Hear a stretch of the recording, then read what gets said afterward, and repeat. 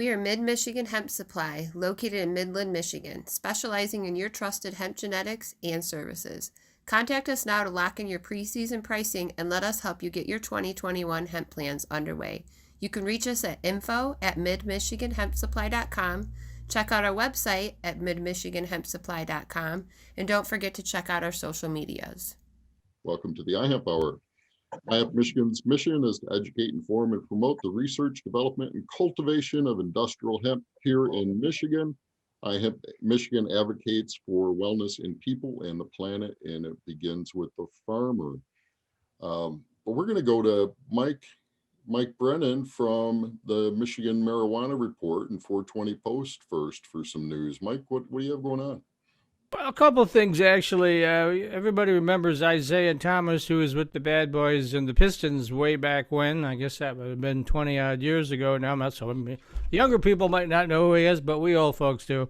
Anyway, so he's invested $3 million in a hemp and marijuana farm, but it's in Colombia, even though the company itself is based in Las Vegas.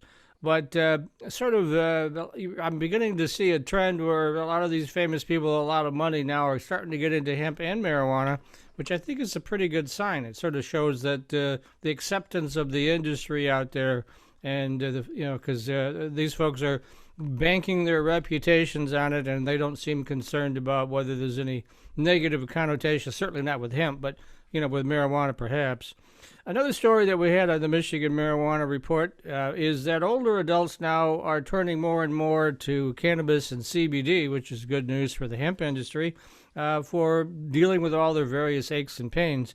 I must admit I use CBD now on a regular basis, and as I've gotten older, and I used to think I was once an athlete and could do things that now cause me muscle problems. So, yes, Dave can relate to that. I know you're a hockey player, right?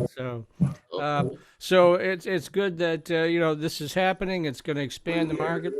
One of the stories that we looked at is that the baby boomers, who are children of the '60s, if you look at it, we need you to mute that mic there. Yeah, I'm trying to figure out which one.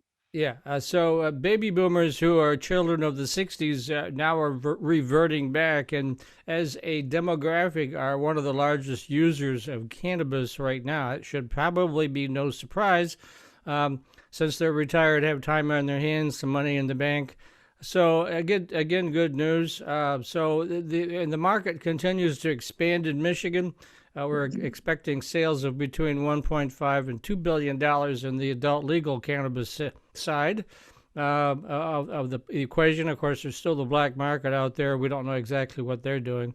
But cannabis is really popular in Michigan. Although sales have slid a little bit from the first 6 months when we started, they were really accelerating. But then I think some of the black market came online. And so they aren't as robust over the next 6 months, but still very healthy. It'll come back. Harvest time. Yes, harvest time. Yeah, there you go. So once all that harvest, once they smoke that up, as it were, then they have to go to the adult stores, right? So don't worry, all that black market product will be burnt and destroyed.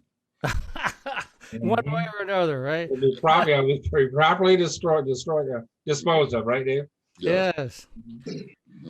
And then I wanted to mention that I'm allowed now to do a shameless plug for my own streaming video show, internet TV, whatever you want to call it. That's 420 Post. Yesterday on the show, we had the feature of it was about the testing lab changes. PSI Labs here in Ann Arbor discovered a better way to test for mold. They ran it up the flagpole to the Marijuana Regulatory Agency, and they adopted the new standard, which is supposed to be a lot more accurate, which means a lot more of the cannabis crop will be approved, which means more people will have cannabis to smoke or whatever they want to do with it. Okay. All right. Well, thanks, Mike. Sure. Let's hear from the hemper, Blaine Bechtold. All right. Well, we've got quite a bit of news, so we're going to share some now. We're going to share some at the end of the show, just because we want to get into our topics today. And we have two guests today. At the end of the show, we're going to talk to Bill Cook and Megan Dixon. Bill's with One Voice for Ag, and Megan is the Show Me Hemp down in Missouri. They're going to have a live expo coming up, so we're going to talk a little bit about that. And they've got although I shouldn't I don't know, I'm really torn on this one. They have a great raffle that you all need to get into.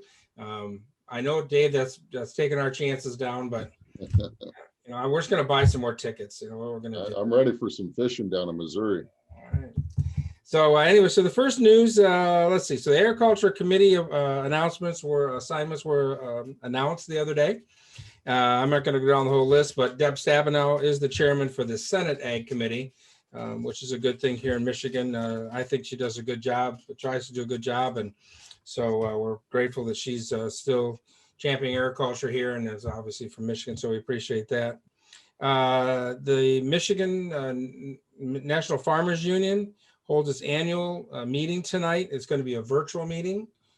So that's going to take place. Also some USDA programs that are important to know. One is that the CFAF 3 program for assistance for the disasters that have been and the coronavirus help ends on the 15th of February. Now the 15th is a national holiday, so really will be the 16th, but if you've already signed up for it, nothing you need to do, but they have made some new provisions in there, especially people that are doing contract growing for hogs, that kind of thing. You can now apply. So if you haven't looked into that, please do. Again, the deadline for that is coming very quickly. You want to try to get it in by Friday if you can, just to make sure you're on that deadline. Also, March 15th is the deadline to sign up for the regular farm programs, the ARC PLC or the ARC counties individual. So make sure you get onto those. Also, improvements to the hemp insurance program. Now we do have that in Michigan, but they have included now some other states, Arizona, Arkansas, Nevada, and Texas, and 13 new counties in some of the states that already have it. So Colorado, Kentucky, Michigan has a county, Holton County now is included. So if you are going to grow hemp for good this year, you may want to look at this. It is a pretty good program at this point. I'm sure they're going to tweak it a little bit, but I know I did a couple of appraisals this year, and those farmers did have some losses, so they did qualify. So if you have regular crop insurance, talk to your crop insurance you have. If not, Scott Colville is a good choice to talk to and get some information on that. He's available. You can find him under our business listing. A couple of events that are coming up in the near future here. Jacobson's is actually starts at noon, started now, but they have a webinar going on today. A lot of great topics on that. February 23rd is the Illinois Hemp Summit. That's a virtual. 25th is Midwest Women in Ag Conference. That's virtual. And the 26th is 2021 Industrial Hemp Conference. That's also virtual. And then March 1st, I think that's the right date. March 1st is Show Me State. Is that when that is? March 1st? Yep. Okay. So March 1st for that. Yep. That's in Jefferson City, Missouri. And that'll be both virtual and in person. So they made it very affordable. If you can't go down there, you can certainly get on and do the virtual. They made it very affordable for everybody for that. And then March 25th to the 27th is NOCO. So that's just going to happen on there. But I think, let's see. All right, so I think the rest of it, Dave, we're going to wait. Oh, I do have one other thing I'm going to bring up. So it's just an interesting article that came through. And so the hemp wood that we had made for the Hempies Award is also now being made into hemp wood caskets. So there's a company down in Kentucky, hemp wood caskets. You can do a search for them online. And they now have a hemp wood casket. And I did check with them. And they do also, although they don't show it on the website, they do have urns that they're also making in the hemp wood as well. And those are approved for burial. Now, that's one big thing they got. So people are just dying to use those then, right? Absolutely. Absolutely. Where's our drum? On our that's right, a little drum roll there. I'll be here all week, Try the wheel. Two times the show. All right. So, all right. But with further ado, we're going to introduce Mr. Ben Williams here. Dave, I've got the intro. I'll take it on that one if you don't mind. Ben Williams is the owner and co-founder of Highway Vodka in Texas, first hemp seed vodka and the first Black-owned distillery in Texas. Highway Vodka launched in Houston, Texas in February 2019. And it is the hemp-based vodka in Texas and the first fully Black-owned distillery. Co-founder Ben Williams and Wendell Robinson III spent nearly 8 years perfecting the product. Close friends who have known each other since childhood. They started making vodka as a hobby in 2012 in a former horse barn on Robbins property in South Houston. The former barn is now home to the Highway Distillery. So Ben, I'll have a question for you. You can think about this. So how many times did you have to drink the product that didn't work out? Highway. If you need somebody to help you with that, you just let me know, Ben. Okay. Yeah, thousands of batches, literally. Highway Vodka's mash bill consists of a unique strain of hemp, locally sourced corn, and water from artesian aquifer. The vodka is distilled 6 times, keeping only the hearts of the run to preserve the nuance of the grain and oils from the hemp and corn, and their motto is all hearts, no tails. Highway is part of the Nearest and Jack Advancement Initiative, a collaboration between Jack Daniels and the Nearest Green Distillery. The program is designed to promote diversity and advance African-American leadership in the American spirits industry. Charity is at the heart of Highway's mission. Highway Vodka donates $1 from every bottle sold to Lucille's 1913. Williams is a founding board member of the nonprofit, which was started during the COVID-19 by his brother, Chef Chris Williams of Lucille's, to feed and nourish Houston's most vulnerable communities. To date, Lucille's 1913 has donated more than 100,000 meals to Houstonians, if I said that right, in need, targeting the elderly and underserved communities. So Ben, it is our pleasure, and thank you for taking some time out today to tell us about Highway Vodka and how you got started and your story. Yeah, thanks a lot for having me, guys. Really appreciate it. Yeah, I mean, you pretty much said it all there. Just started off doing this stuff as a hobby.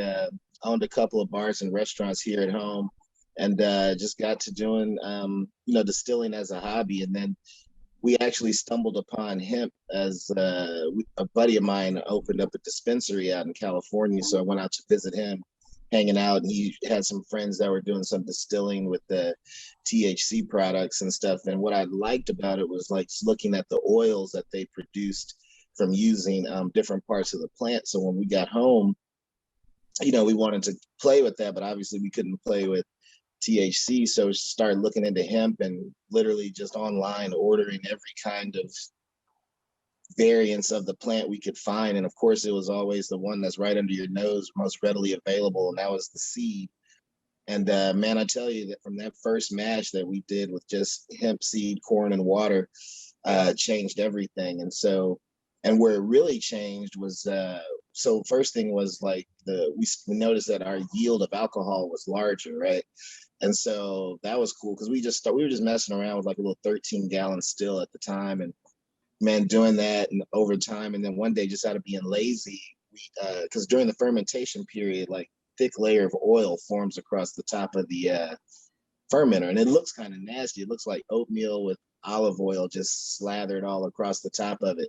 So what we would do is rack the liquid from in between the oil and the grain, and then and we were still producing like some of our best stuff that we had ever done. And so one day I was just being lazy, we're just like, man, just throw it all in there. I don't feel like separating it or whatever.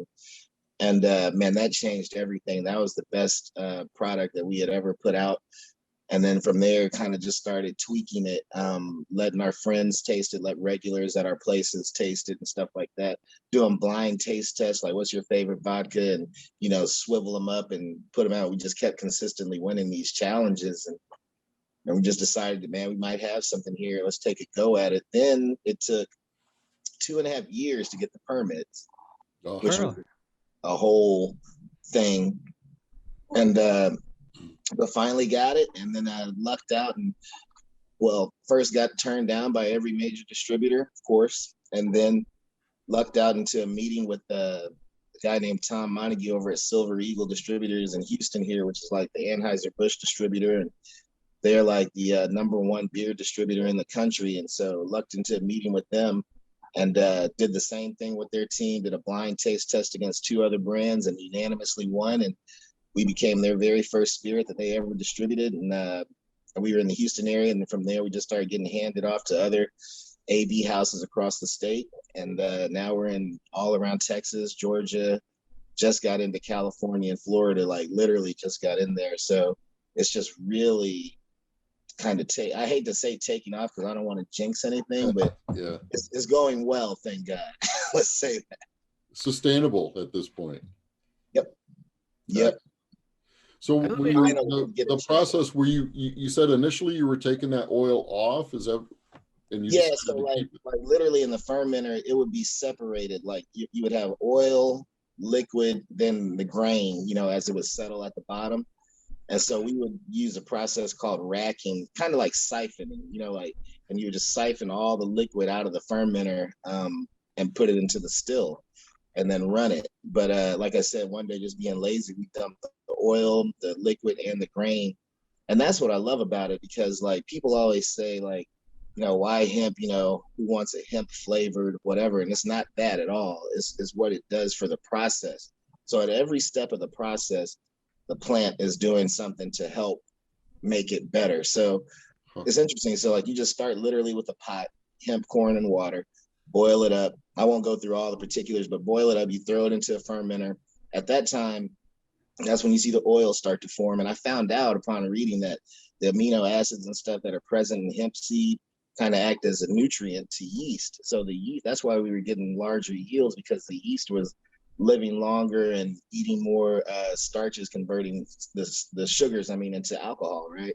Wow. So that was number one. And then when we threw everything into the still, the oil included, that oil floats on the top of the still, kind of like as a first tier of filtration for those vapors that rise as the temperature rises in the pot.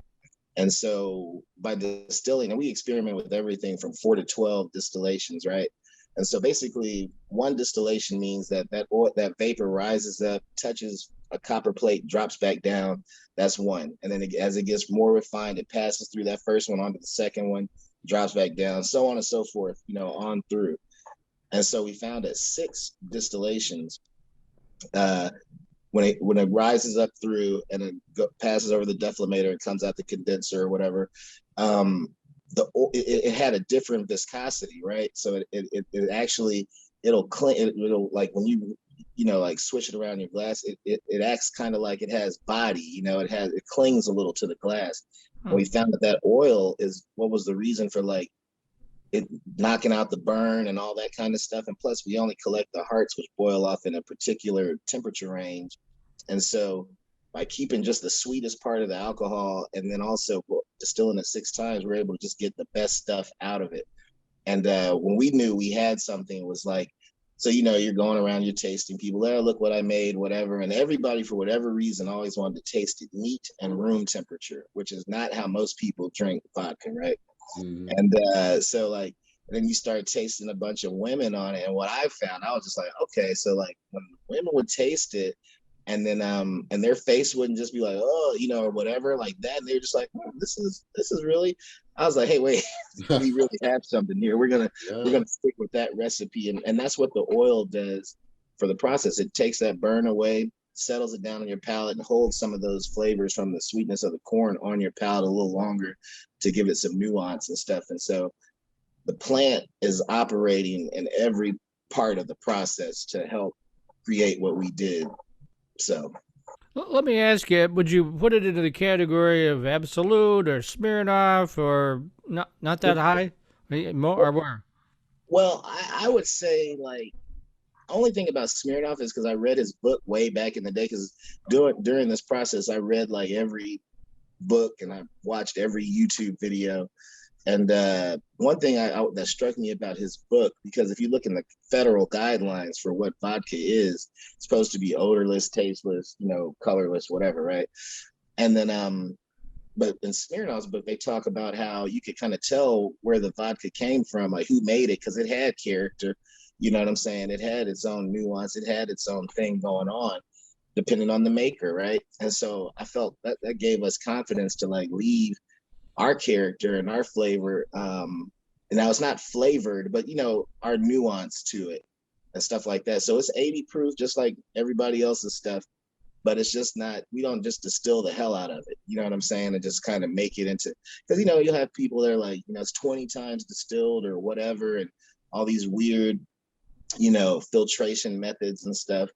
But nah, we just we built our own filters, you know, so we're in control of our filtration media. We dial it in exactly to where we know what we want to remove as we clean it up, you know, and stuff like that. And so I would say that it definitely, I mean, it's better than those, basically. Unbiased, of course. Of course it would be. Yes. You know what I'm saying? Is it around $20 a bottle, give or take, or where do you? Yeah, a 750 is about 20 bucks. Okay. Mm-hmm. That's put you right in the middle there with all, you know, sort of Right. Absolute goes for about that range. Grey Goose is about $10 more or so. But Exactly. So why can't we buy it in Michigan, Ben?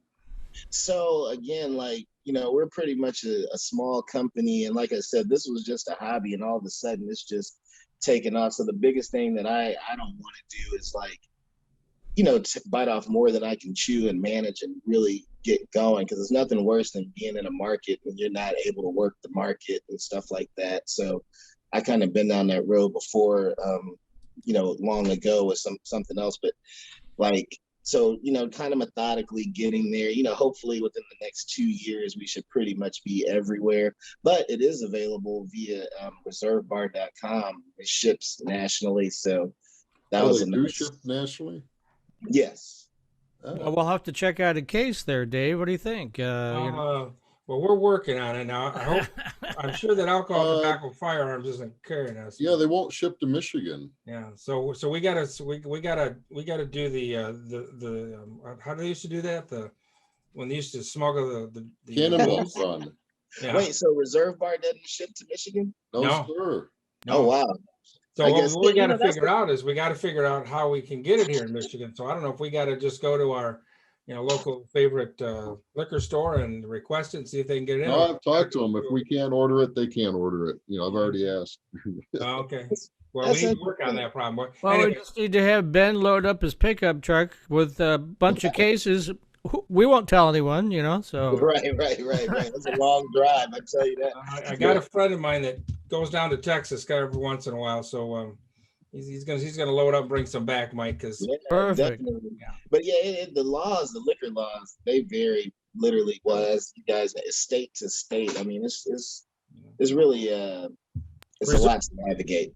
We sent a bottle to somebody that was one of our speakers on the expo as a thank you for them, and so we were able to ship that through Reserve. So it's a pretty easy process if somebody goes on there, and if you know a friend in another state or something, that kind of thing right now. But yeah, so yeah, we will have some here in the near future. It's just taking a while. For sure, we'll figure it out. we will figure it out. For sure. So Ben, so is there a certain kind of so it's a hemp seed that you use for this process, right? Yeah. Okay, so do you use just the hearts? Do you use the whole seed? How do you do that? The hearts. Just the hearts. Yeah, we tried everything. Like I tried whole hemp seed. We would take some of it and put it on a rack in the oven and spread it out evenly and try to toast it and see if that, I mean, we tried so much stuff. This was over like years, you know what I mean? Just messing around with all kind of stuff. But of course, yeah, it ended up being the whole hearts. Okay. So is there a particular variety or kind that you found yields better than others, or?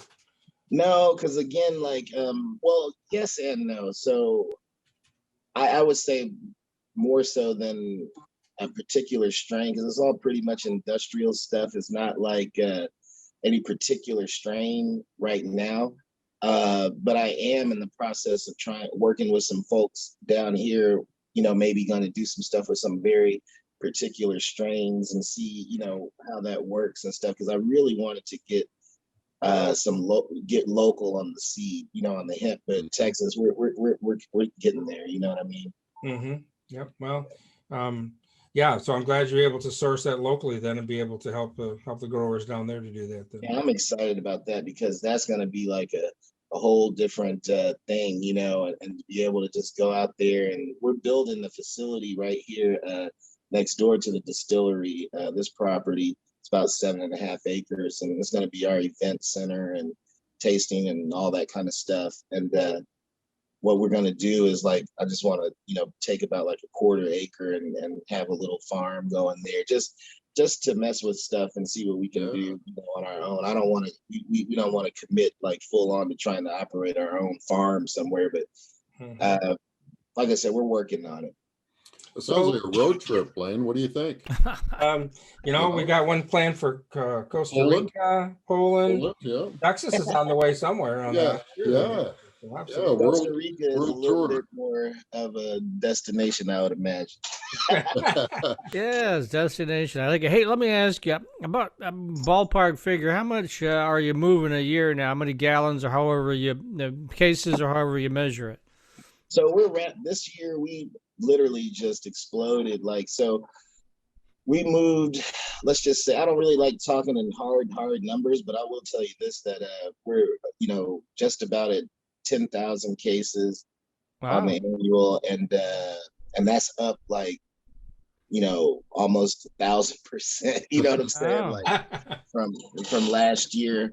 But again, just trying to learn how to do this business, you know, and that's the fun part, is just like, because it's something new every day, and just trying to figure out, you know, how do you do this? You know, there are not a lot of mentors in the field until I ran across, you know, that Nearest and Jack initiative. So, and that was just in like, what was it, like July? So they've been a huge help, you know what I'm saying? And like really like our first mentors, like, oh, okay, so this is what you do, this is what you do, and all that kind of stuff. So yeah, it's been a challenge. I mean, you know, but I will say this, like, you know, the plant is the differentiating factor in what we do. So I'm thankful for it, because, you know, other than that, it would have just been, you know, Ben and Wendell's, you know, good old vodka or something like that. But being able to have a true differentiating factor like that we just literally stumbled upon out of happenstance, and you know, it's just a huge boon to everything that we're doing.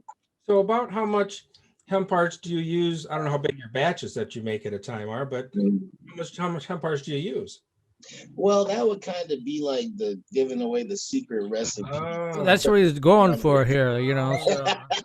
Like that. Well, he's trying to be subtle about it, you know. Okay. Yeah, just I would tell you though, just to, but you know, it's not like a dash. You know what I'm saying? It's a healthy amount, like in percentages, like you know. That's I don't know. You know, it took so long to figure that out. No, that's yours, baby. Yeah. I just can't tell you, but I will tell that's you. Fine. Some hemp hearts, some corn, and some water, and go for it. So what about? Let me know how you do. Yeah. Ben, could you talk about? You said that Jack Daniels, you know, they had you know, because that's one of the things that we want to work more on is diversity, you know, and bringing in.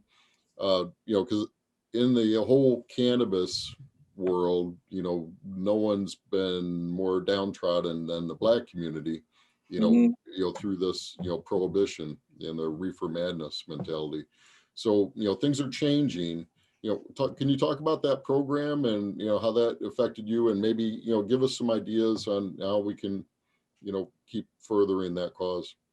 Yeah. So basically, man, okay, so that initiative through Fawn Weaver, a friend of mine who owns founded Uncle Nearest distillery or whiskey or whatever you want to call it. She started that because that's her partner Brown Foreman and Jack Daniels. You know, obviously Uncle Nearest is the spirit that's based off the original recipe that Nearest Green taught to Jack Daniels when he was a slave. So they developed this whole thing, and what it's done for me particularly is that it opens up doors to resources that, especially like for a startup and trying to figure out stuff, number one, that I didn't even know existed, right? Because when you have like a Brown Foreman coming and pointing you in certain direction, and let me just say that it's amazing to even be in a conversation with those guys and they like what you do, because it's kind of like, you know, yeah, okay, I knew I wasn't crazy. You know what I'm saying? Yeah. And so like they'll come and they've pointed us, like with Reserve Bar, for instance. You know, I didn't even know about Reserve Bar. I'm just sitting here trying to figure out brick and mortar and get more stores and blah, blah, blah. wasn't even, that was just a back burner thing. Like, yeah, one day, whatever. But like Reserve Bar was an amazing resource that they pointed us. And so through the initiative, they what they did was they actually they waive a lot of fees, a lot of onboarding fees, because all these things, they cost significant money.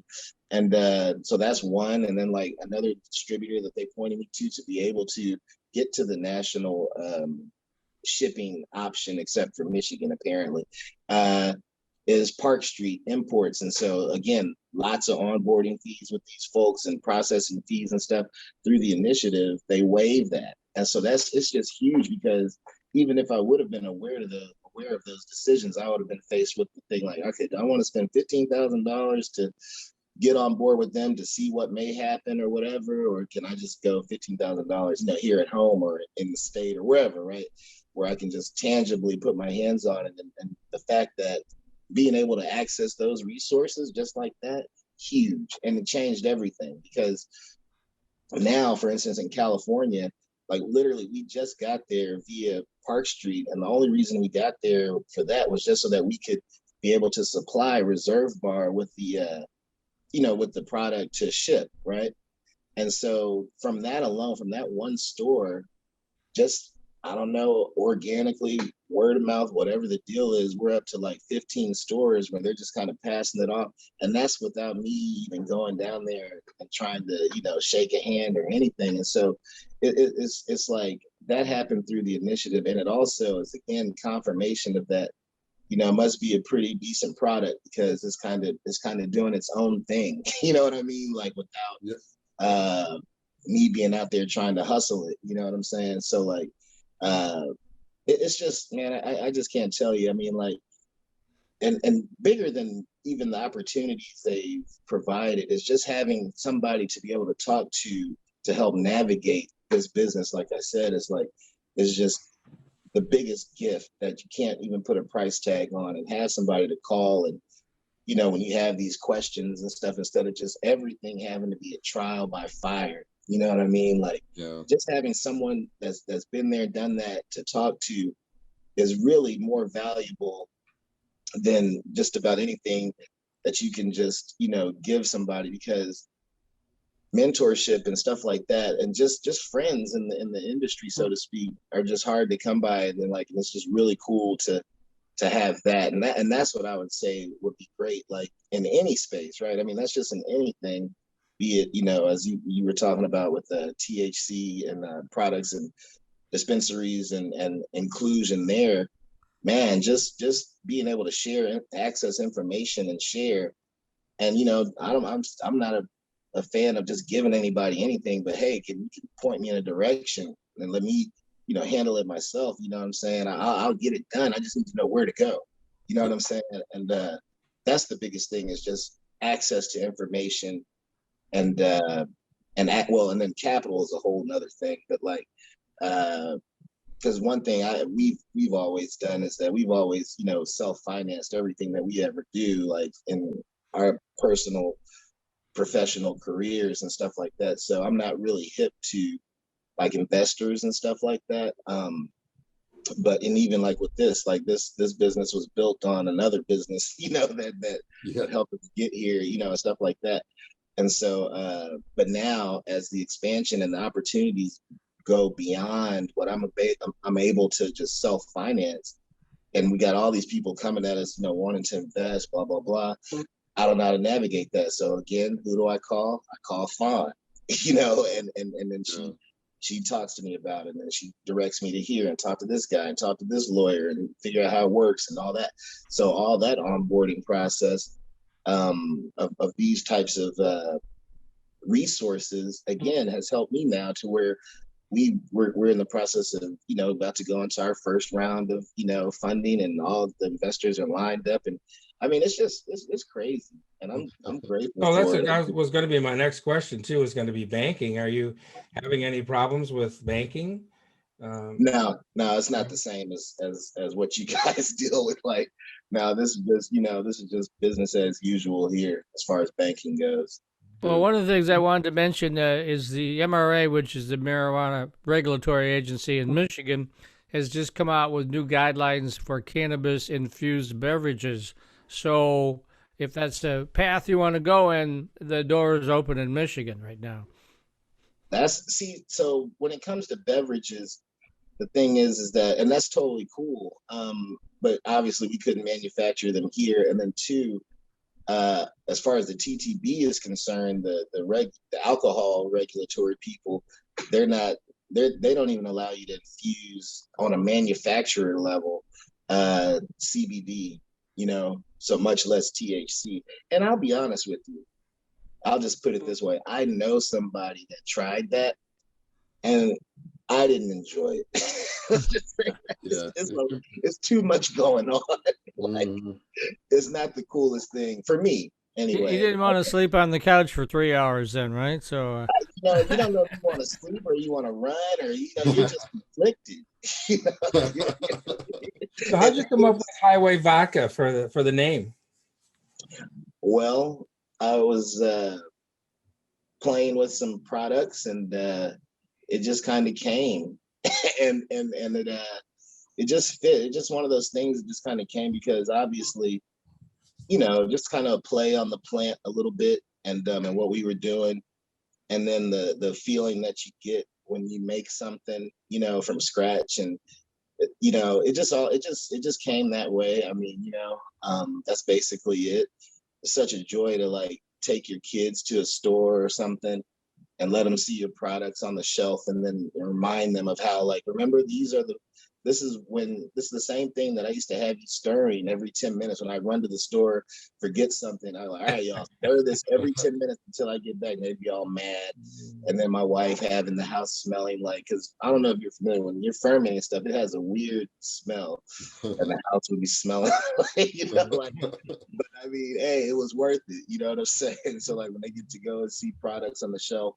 Now, do you bottle it? Them. Do you bottle it there yourself too? Yeah, so we built out everything. We built, we totally, like he said in the beginning, this was a horse barn that we just literally, and timing is everything, right? So my partner, he's big into horses and stuff like that, and, cutting horses, and he has little trophies and everything. And he broke his ankle messing with one of his horses. And I guess that was it. He's like, I'm done with horses. That's it. I'm too old to be breaking ankles and all that kind of stuff. And I was just like, hey, well, let's just go ahead and turn this, into a distillery. And so he got rid of all the horses. We just built out a distillery in this big barn, and been going for ever since then. We've expanded. We added on another 15,000 square feet, to take on the expansion of new equipment, new and bigger equipment and stuff like that. And so it all worked out. How many folks? Sorry, Dwayne. How many folks do you have working for you right now? How big is your staff? About 12. Well, it's still pretty small then. Mm-hmm. Yep. Do you have other plans then to make other spirits? The way we do it is so that's 12 that's around like all the time, and then basically when we do bottling runs, we bring in, extra help, you know what I'm saying? But, just in trying to be efficient, don't keep a lot of people like that, just, sitting around all day, Do you make other spirits as well, or just the Highway Vodka? Yeah. So we have a whiskey coming out in the holidays. It's sitting in barrels as we speak. Pretty cool process there, like American oak medium char barrels. Smaller barrels, not the 53-gallon ones, but so that it kind of accelerates the aging a little bit. And then also with the weather here, even though it's ridiculously cold here today, probably not by y'all's standards. Yeah, we can trade stories if you want. Yeah. But because it's supposed to be like 17 degrees on Monday, and the city's on the brink of shutting down. But so got whiskey in the barrel, and so it accelerates the aging process, and we put our base in there. So I've been testing people on that, and they love it, and so I'm excited about that. And that is there hemp in that product? Yeah. Yeah. So it's the same base. Oh wow, cool. Yeah, because it all starts as basically vodka. It's just that with the whiskey, we distill it at a different proof level off the still, as opposed to going as high with the vodka. We top out around 150. Well, if you need some of those northern people on your taste testing list, Blaine Bechtold. I'll send you my address. I'm no thinking doubt. road trip, guys. As soon as we get our vaccinations, I'm thinking road trip. So I think so. I think we're gonna have to do something. Yeah, no, it'll be cool. Now that we'll figure out a way to, get something to you guys by, one way or the other. We got an underground system already set up. I'm going to order the case today. So Cool. yeah. And I look forward to seeing what you guys think about it, really, because as I tell people when we're doing different events and stuff, and they like it, I'm just like, hey, you don't know how much we appreciate that, because that's the only thing I really know how to cook. So that it's like me baking you a cake. So I love it that you love it. Well, it must be working if you're getting the repeat orders, right? So it's, I can see the excitement, it's like, oh, this is kind of new and cool, but people are reordering. Yeah, definitely. That was the one thing too that was kind of a little weird in the beginning, because he didn't want to become like a gimmick, you know what I mean? Right. And it's just like, oh, look at this, how funny or whatever, right? But no, and that's why I impress upon people, it's really a part of the process. It's not, it really adds to the process, it adds to the yields, it adds to the smoothness, it adds just to the flavors, you know what I'm saying? It's not like, weed vodka, or something stupid like that. So is this a healthy vodka? Yeah, and it's interesting that you say that, because I actually have it out being tested right now. I don't know why I never thought about that before, but I'm getting a breakdown of calories and everything that's really in it and stuff like that, because I had it tested before, and they were speaking to how there was still some anti-inflammatory properties and stuff like that that were in there. Because I always wondered, because one thing that people kept coming back saying that they never really feel bad in the morning, no hangovers and all that stuff. Oh, wow. And even for myself, I've drank way too much, and I don't advocate people doing that or nothing like that. But I know one time I was in New Orleans with the wife, and I was walking around with it in a 20-ounce water bottle, right? Straight. And over the course of the evening, I drank the whole thing. You know what I'm saying? It was just one of those nights, whatever. Went down a rager. And I just woke up in the morning, and I'll never forget, the first thing I said was I don't have a hangover. Huh. And yeah, and so the only thing I could kind of gather from that is our collection process. We're very meticulous about collecting the pure part of the alcohol and our filtration methods, and not blending tails, which is drinkable, and they boil off towards the end of the run. But when you blend that stuff, it's kind of how can I say? It has those cognitures and fusels that can lend to bad vibes and bad headaches and stuff. So, but most people use those because it increases your yield, right? So, because they want to squeeze every bit of consumable liquid out of that, to maximize, your profit, whatever. But when we were making ours just for us, so we only kept the very best part of the run. And when it came time to actually scale up, buy larger equipment, because we got distribution or whatever, we didn't want to break from what we knew how to do, and mostly out of just being lazy, because it's nobody wants to learn how to do something all over again. This works, so we're just going to do this, and we're going to make it the way we make it. And so, yeah, and it just worked out, Dave, can I share my screen? Yes, sir. All right. So can you see what I have there? The reserve bar. Am I not sharing? Oh yeah, cool. That's it. So this is, I just want to let people know that this is how you can order this right now. Now down below here, they tell you the states where they can ship it to. So if you put in Michigan, it's going to say, sorry, we'd like to, but we can't. But so if you got friends and any one of these or family, put my glasses on so I can read this. This is where they can do it to. So we got Illinois. That's in Indiana. Those are close. Yeah, Indiana, Kentucky. Ohio's not on the list. I was hoping Ohio was. I'm pretty close there. I think that's going to change once I get to New York. When I open up the New York thing via Park Street, I'm pretty sure then, I don't know. I got to look back. There's so much stuff to do. It's a pretty cool bottle. I like the bottle with the top on everything. It's very cool. So yeah, thank you. Yeah, designed a lot of that stuff for myself, so I appreciate that. Yeah. And this. Oh, now, warning on those tasting notes.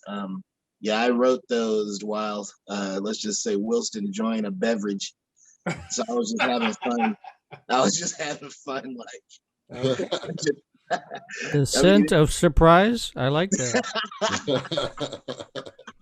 I thought that was so cool. But you have to read them from top to bottom because there's the way it rolls. Yeah, it's kind of like a date, a first date.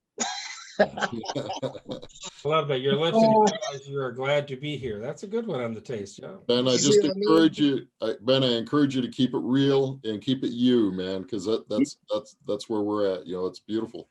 Yeah, man, it's fun, dude. I tell you, there's a lot worse gigs out there. I tell you that.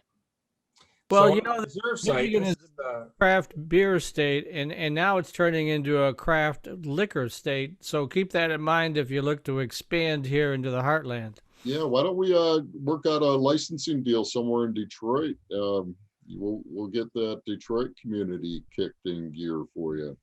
Yeah, I mean, like it would be cool because my kind of method of distribution is I really like being with beer distributors versus the large spirit distributors, because beer distributors they're territorial in their setups, and they have complete control of their setups, their territories, right?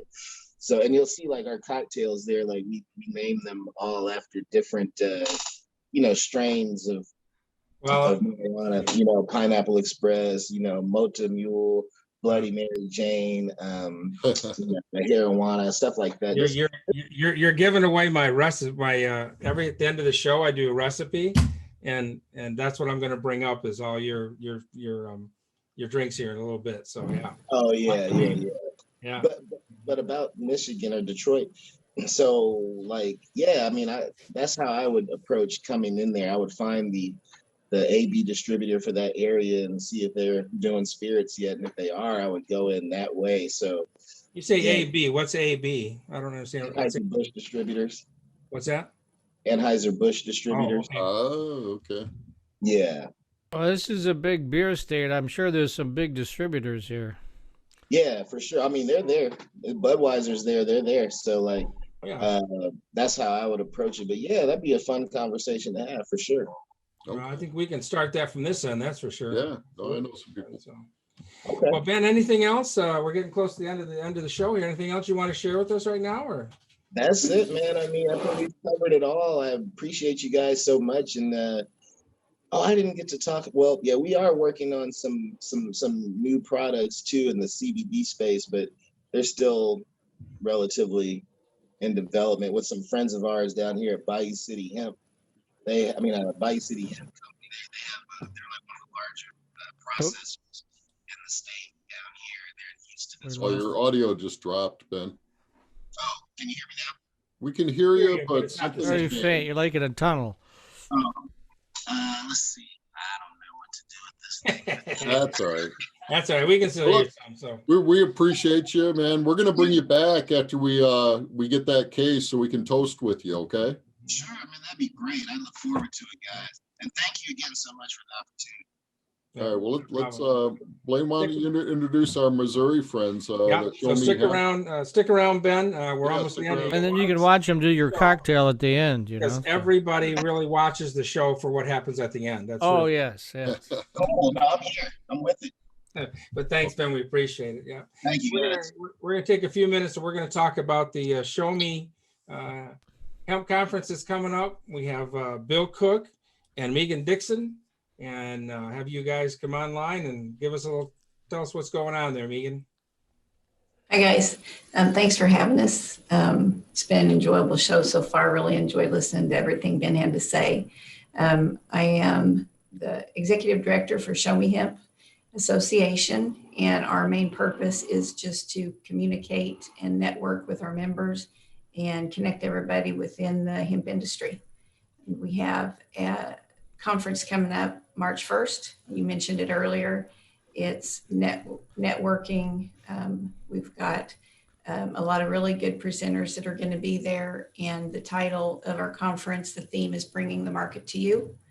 And if you've got Any interest virtually or in person, the tickets are $110 for on-site and $35 for the virtual. So it is affordable. And you can get tickets at showmehemp.co. We're also Bring having that up right now. While you're talking, I'm going to bring that up. I got it. Okay, excellent. Thank you. And then we've got Bill Cook here. He is the Missouri Organic Association president, and we're coming together through the One Voice for Ag.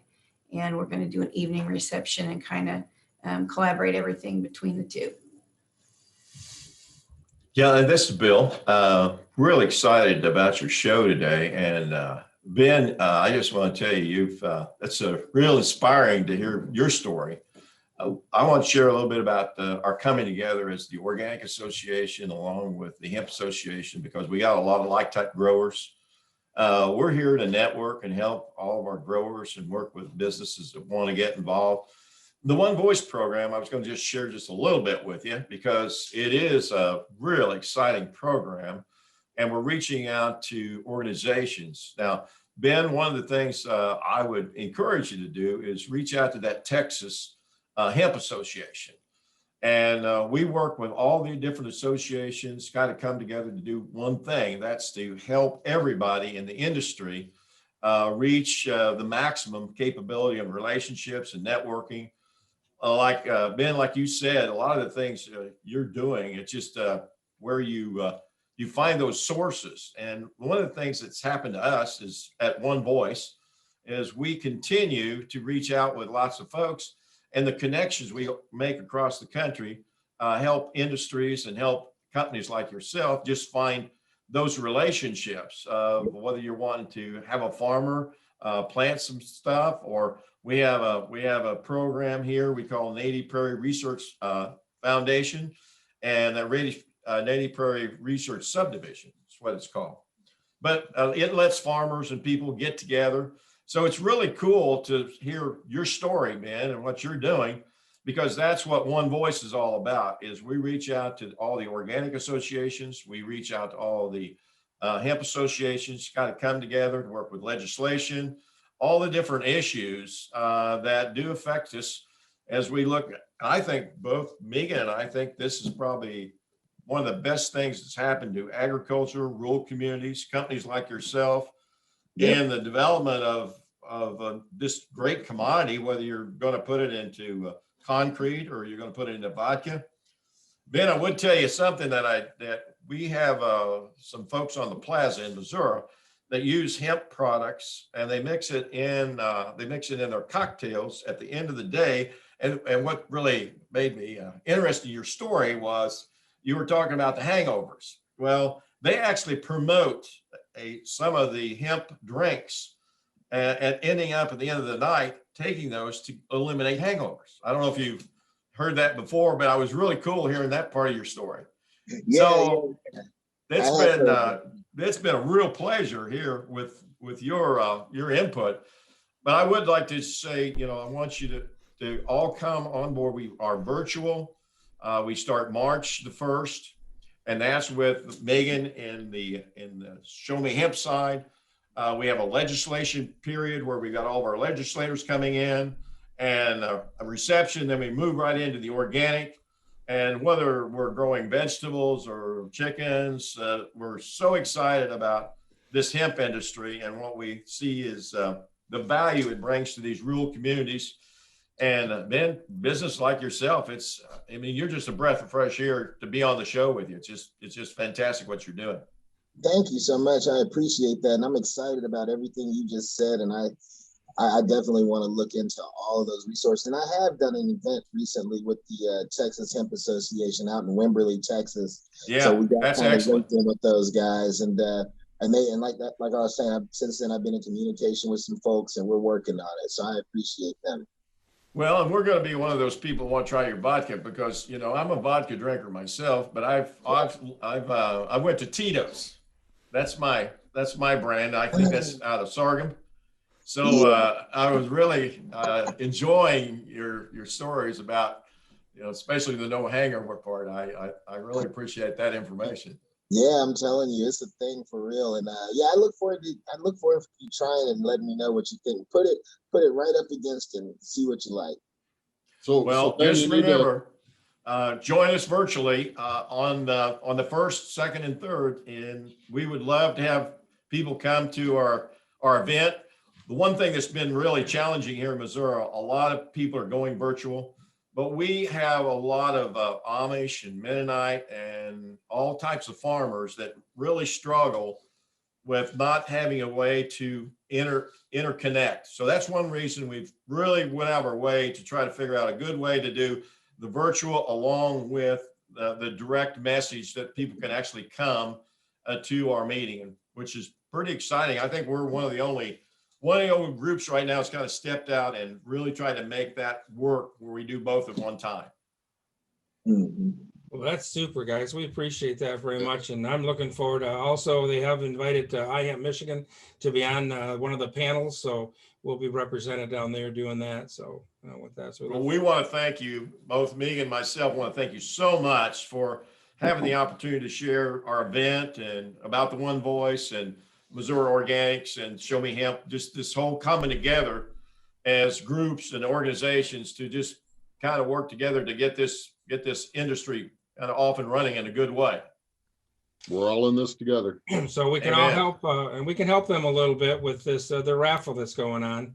Well, you know, I thought the guy Dave that's was doing going to the win raffle- that. Dave said he was going to buy all the tickets so he'd win that fishing trip. Well, if he doesn't, I might be buying the rest of them myself. 'Cause I'll tell you Okay, what, all right. You could buy Raffle on all your the rest of the website? tickets and still pay less than what you would to go fish with a professional person, a professional. Well, let me tell you just a little bit about that. The guy that's doing this he is a professional fisherman. He's been fishing for many, many years, worked real close with Bass Pro. And it would be a great event to go out with him. His name's John Gelati, and him and his dad go on many tournaments. And so he can do a great job on taking you out on a fishing trip. Are those raffle tickets on your website, Ben? Somewhere on here. Go to events, Dave.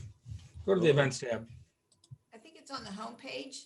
Homepage? Actually, yep. If you go to the homepage and scroll down towards the bottom, you'll see a picture of John Gelati.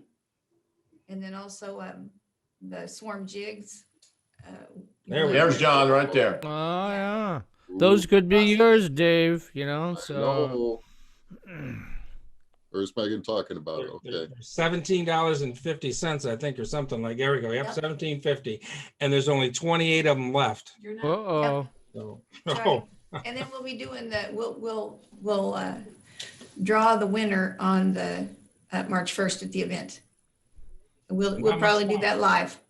So not much time. So Not much time. nope.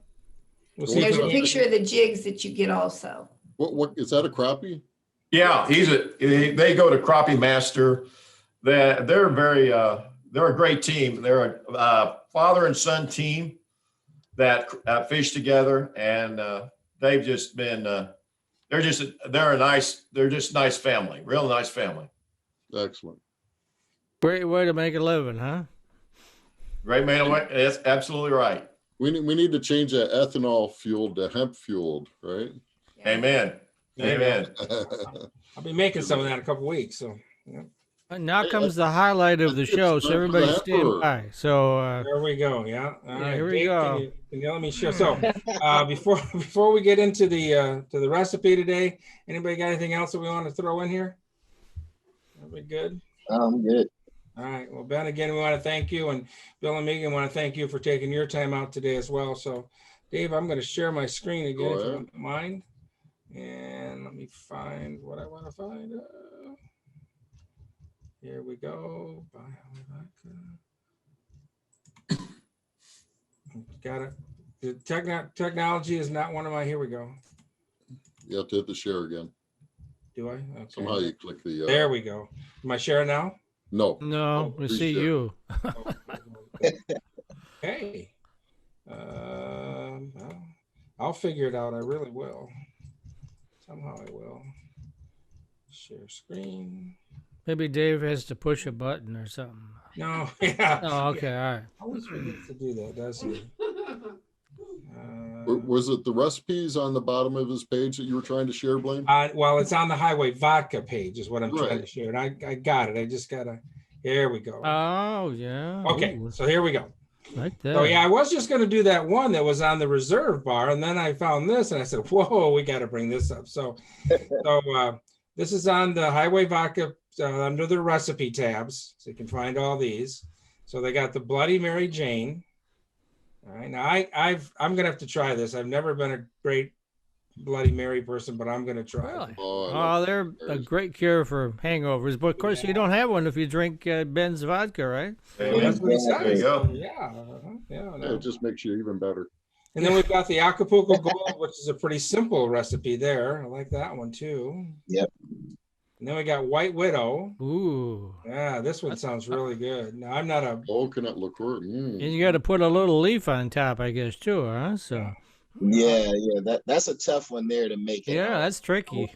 Yeah, That's that's that in the spring. for those bartender chef guys, you know. Ah. Yeah. baristas, whatever they call the coffee guys. So got a Exactly. little sour diesel. This one sounds good. This one just sounds healthy with cucumbers in it. So Yeah, that's a good, nice, refreshing one right there. Purple purple haze. haze. All right. That conjures up some images from my youth, but it was something different, you know. And the Pineapple Express, which is the one they had on they do have on the reserve site as well. So Yep. Nice. All I'm right, now excited this one to just try looks these interesting. out. I'll tell you about that one right there, the Marijuana. That's a really popular one around town here. And that's basically Purple our side. rendition of a margarita, a vodka-based margarita. So we call it the margarita without the headache. Yeah. I have Yep. all those ingredients except, well, I don't have your vodka, but I don't have the triple sec. But other than that, I have that in my bar. So Yeah. Motor Mule. That sounds Yeah. good. Mhm. I Yeah, love my like- Moscow Mule. Yep. Dirty girl. Gotta have one. We'll leave that one alone. So, Yeah, this is a yeah, family we show. all love our dirty girls. It So, is a family show. Mhm, yeah. So these are all available on the site. I know that as soon as we get some of the Highway Vodka in here, we're going to definitely try a few of these, and we'll give a report. oh yeah, Definitely for sure. we could go through it in an afternoon, Blaine. We could do every one of those. What do you think? Good, and we don't get a hangover, Mike. Ah. So yeah. So there you go. Yeah, next, Probably still shouldn't drive afterwards, but Well, Nah. all right. Well, that's the show for today, folks. We appreciate everybody stopping in with us, enjoying an hour with us, and we enjoy our guests. They were able to come, and we're going to work on getting that Highway Vodka here just as soon as we can. So, Excellent. all right. Thanks, everybody. Thank you. Good day. Thank you. all right. See you next week. all right. Peace Oh, out. next week's show, we probably should talk about Oh. that. Throwing that in there, huh? So in next week's show, we're going to have Terry with International Hemp. We're going to talk about seeds and the importance of them and the importance of being certified seeds. And so that'll be next week's show. Until then. Yeah. All See you. right. Take care. Thank you very much, everybody. Have a Appreciate good day. it, guys. You too. Uh-huh. All right. See you, Ben. Yep. Bye-bye.